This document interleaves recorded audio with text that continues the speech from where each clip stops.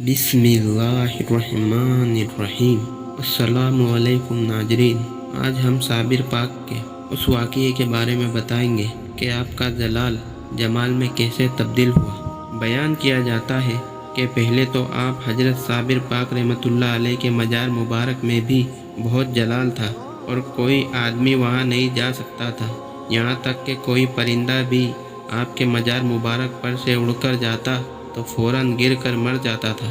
اگر کوئی آپ کے مزار مبارک پر حاضری کے لیے جاتا بھی تو دور سے ہی آگ کا ایک شعلہ اس کی طرف لپکتا اور وہ ڈر کر واپس چلا جاتا۔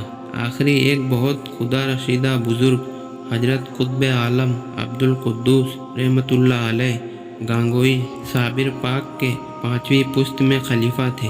آپ کو حضرت صابر پاک کی زیارت کا شوق شروع سے ہی تھا، مگر جلال صابر کے خائف ہو کر صبر فرما لیتے تھے اور دل میں کہا کرتے تھے کہ شان و مدارج کے شیخ کے فیضان سے امت رسول صلی اللہ علیہ وسلم کا محروم ہونا بڑا ہی افسوسناک امر ہے۔ بعض روایتوں سے پتہ چلتا ہے کہ ردولی شریف ضلع بارہ بنکی میں جہاں آپ رحمۃ اللہ علیہ کی جائے پیدائش ہے، وہاں آپ نے دادا پیر حضرت عبدالحق رحمۃ اللہ علیہ کے مزار مبارک پر جھاڑو دیا کرتے تھے۔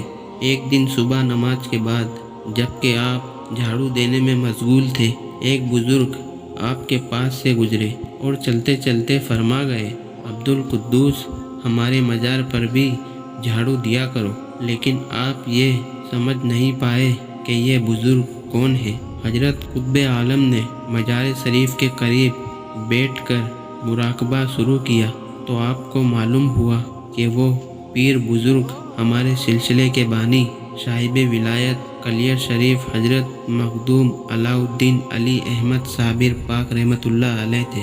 آپ نے جلد ہی ردولی شریف کی سکونت ترک کر دی اور کلیر شریف کے ارادے سے نکلے، لیکن آپ نے پہلے سہارنپور کے پاس ایک قصبہ گانگوہ میں قیام فرمایا اور بار بار دعا فرماتے رہے کہ اے صابر پاک رحمۃ اللہ علیہ، آپ میرے سلسلے کے جد امجد ہیں اور آپ ہم کو اپنے در کی زیارت سے مشرف فرمائے۔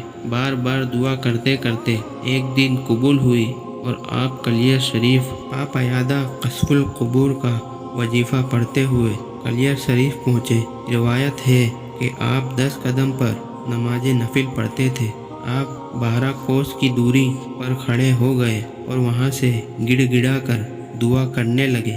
جیسا کہ آپ پڑھ چکے ہیں کہ کوئی بھی بزرگ بغیر اجازت کے حضرت صابر پاک رحمۃ اللہ علیہ کے دربار میں نہیں آ سکتا تھا۔ اگر آنے کی کوشش کرتا تو ایک براق قہاری آپ رحمۃ اللہ علیہ کے مزار کے اطراف سے نکل کر حائل ہو جاتی تھی۔ اسی وجہ سے کسی بھی شخص کو آپ کی زیارت نصیب ہونا مشکل تھی۔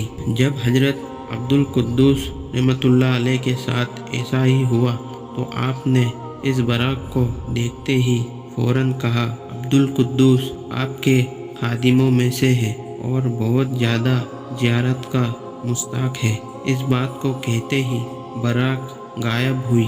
آپ کچھ آگے بڑھے تو وہ براق پھر پورے دبدبے اور شان کے ساتھ پیدا ہوئی۔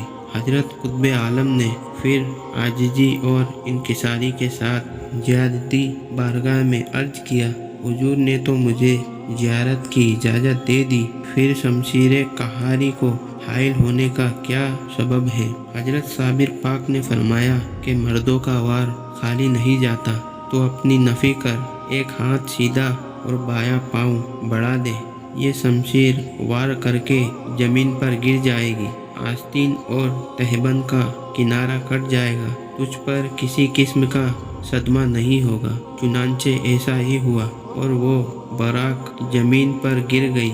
آپ اسے لے کر حضرت صابر پاک کے مزار اقدس پر حاضر ہوئے۔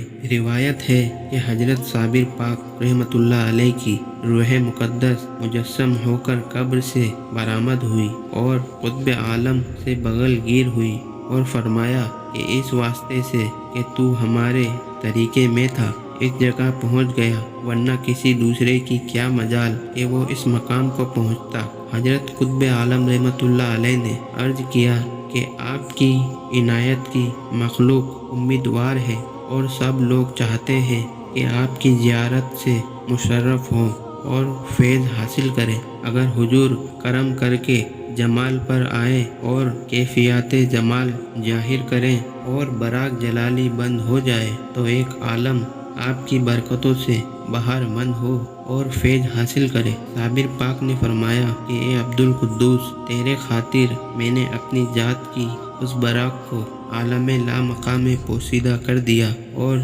सिफात जमाली में थोड़े से मैदान जहूर में इस तरह नुमाया किए कि हर शख्स व आम को आने की इजाज़त बख्शी। इस वक्त से हर ख़ास व आम को आने की इजाज़त बख्शी। उस वक्त से हर ख़ास व आम को इस दरगाह पाक में बारियाबी नसीब हुई और फैज़ का सिलसिला जारी हुआ। इस तरह आपने हजरत साबिर पाक रहमतुल्लाह अलैह की वफ़ात के दिन यानी 13 रबीउल अव्वल को उर्स शरीफ का इनकाद किया और आप हजरत साबिर पाक के पहले आप ही से जाहिर हुआ। इस वक्त मौजूदा सज्जादा नशीन सैयद शाह मंसूर अहमद कुद्दूसी मदजिल्लहुल आप अपने बुजुर्गों की रविश कायम रखे हुए हैं और हर दिल अजीज हैं। अगर आपको ये वीडियो पसंद आई है तो वीडियो को लाइक करें और चैनल पे अगर पहली बार आए हैं तो चैनल को सब्सक्राइब करें और वीडियो को अपने दोस्तों और अहबाब के साथ शेयर करें।